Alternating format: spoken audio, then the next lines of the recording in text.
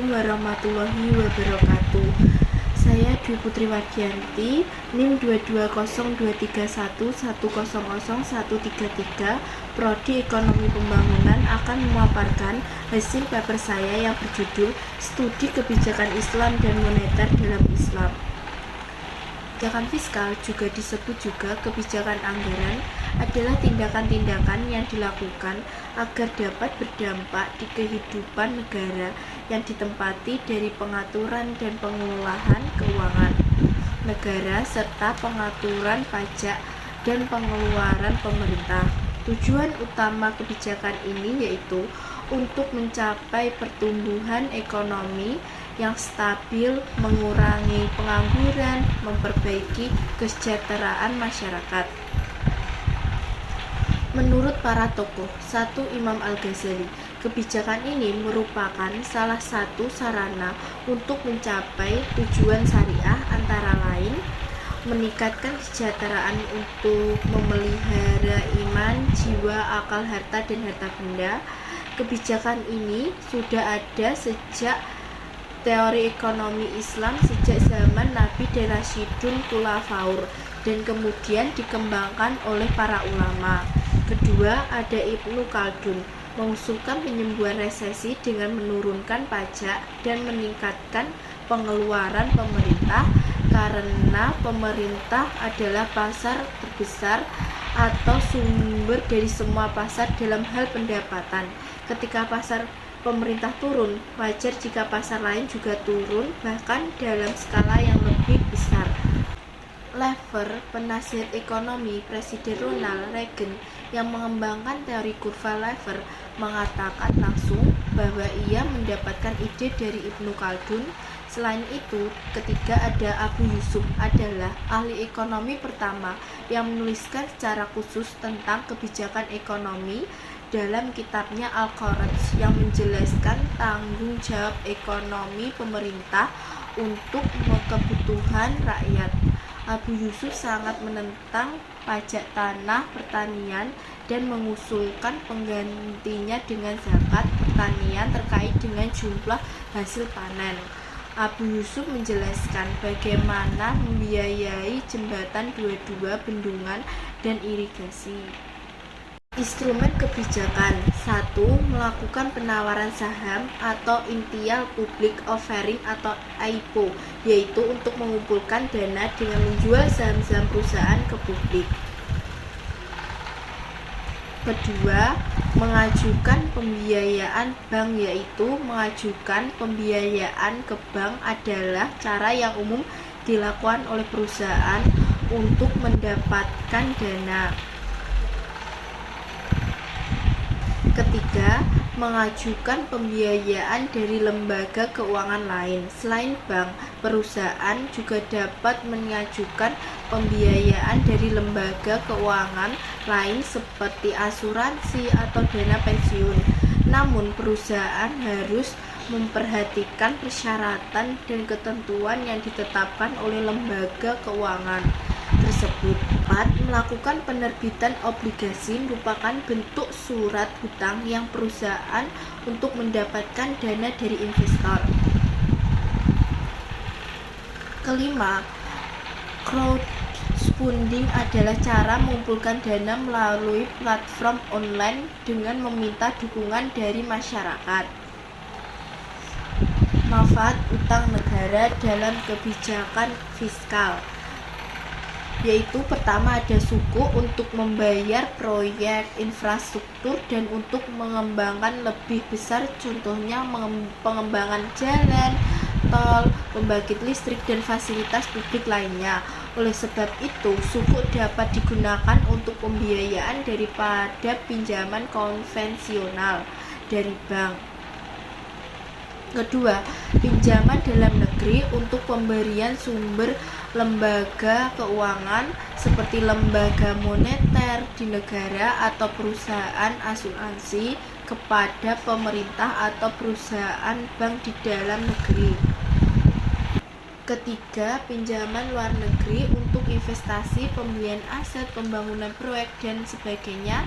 Dikarenakan pinjaman ini ditawarkan dari lembaga asing, maka harus patuh dan taat dengan ketentuan yang ketat seperti mempunyai kredit yang baik dan aset yang cukup untuk jaminan. Pengertian kebijakan moneter. Moneter berasal dari bahasa Latin yang berarti hal-hal yang berhubungan dengan uang atau peredaran dan penyerahan uang dalam kegiatan ekonomi. Kebijakan ini berupaya untuk menstabilkan kondisi ekonomi makro agar berfungsi sebagaimana yang diinginkan dengan mengatur jumlah uang yang beredar dalam perekonomian. Hal ini bertujuan untuk mencapai stabilitas ekonomi dan inflasi. Kebijakan ini juga merupakan bank sentral negara yang mengatur permintaan uang dan suku bunga untuk mencapai ekonomi yang diinginkan. Jenis kebijakan moneter ini ada dua, yaitu kebijakan moneter secara ekspansif, yaitu kebijakan yang dilakukan untuk meningkatkan jumlah uang yang beredar. Kedua, ada kebijakan kontraktif, yaitu kebijakan yang ditujukan untuk mengurangi jumlah uang yang beredar. Kebijakan ini bisa disebut dengan moneter ketat. Elemen kebijakan menurut Chaptra 1, yaitu statutory reserve requirement.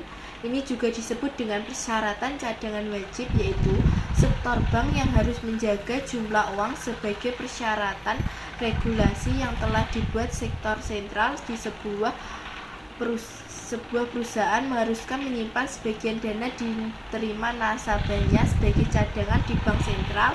Kebijakan ini disebut dilakukan bagi negara tersebut. Kedua, credit ceiling. Ini sering disebut dengan pembatasan kredit yang ditetapkan oleh pemerintah atau lembaga keuangan atau perdagangan agar mendapatkan jumlah kredit yang dapat diberikan kepada peminjam sejalan dengan tujuan dan penciptaan kebijakan moneter. Tujuan ini yaitu mengontrol jumlah kredit yang ada di perekonomian dan mencegah adanya peminjaman berlebihan yang mengakibatkan inflasi dan masalah ekonomi lainnya. Ketiga, ada government deposit. Ini istilah yang berkaitan dengan deposito yang dibentuk oleh pemerintah suatu negara di bank-bank atau lembaga keuangan lainnya. Kebijakan ini mengalihkan dari government demand deposit bank komersil yang berpengaruh langsung ke cadangan mereka. Biasanya deposito ini sudah ditentukan jangka waktunya sebelum menyepakatinya dan juga memberikan bunga atau keuntungan yang tetap kepada pemerintah. 4. Ada common pool, adalah kebijakan satu pintu yang memungkinkan bank komersial untuk mengatasi masalah likuiditas bank sentral, seperti ketika sebuah bank atau lembaga keuangan tidak memiliki cukup dana tunai atau aset likuid untuk memenuhi kewajiban finansialnya, misalnya membayar deposito, pinjaman, atau tagihan bulanan. 5. Ada target pertumbuhan M dan O. Pertumbuhan M dan O MO sendiri merupakan sebuah rencana di ekonomi makro yang membahas tentang cara menghasilkan uang dan mengendalikannya dalam suatu perekonomian. 6. Public share of demand deposit atau uang giral adalah proporsi atau jumlah deposito berjangka yang dimiliki oleh publik di bank yang bersedia untuk ditarik kapan saja atau giro. Kesimpulannya yaitu kebijakan fiskal merupakan salah satu cara untuk mencapai tujuan syariah, antara lain meningkatkan kemakmuran dengan tetap memelihara iman, jiwa, akal, dan harta.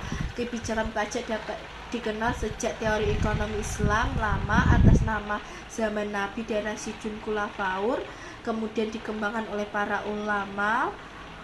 Ibnu Khaldun mengusulkan untuk resensi dengan mengurangi pajak dan meningkatkan pengeluaran pemerintah. Kebijakan moneter adalah upaya untuk mengatasi kondisi ekonomi makro agar bertindak sesuai keinginan dengan mengatur jumlah uang yang beredar dalam perekonomian. Hal ini dapat dilakukan untuk mencapai stabilitas harga dan inflasi.